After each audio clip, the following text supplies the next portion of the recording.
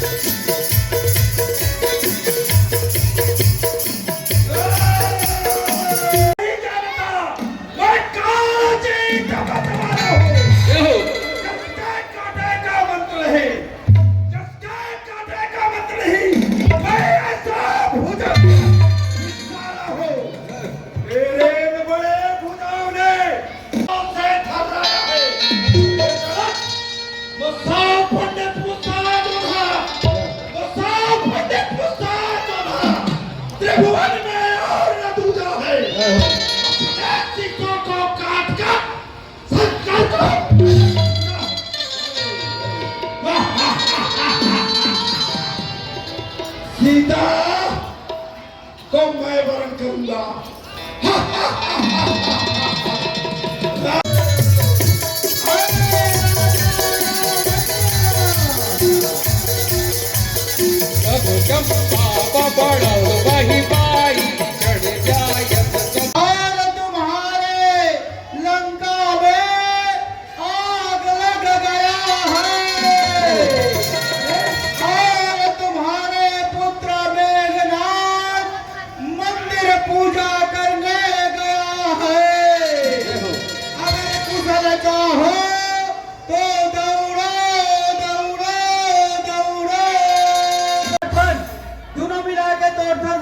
और इसी प्रकार से देश के सभी छोटे बड़े मंदिरों में सभी जन उपस्थित हैं और कि हम कितने सौभाग्यशाली हैं।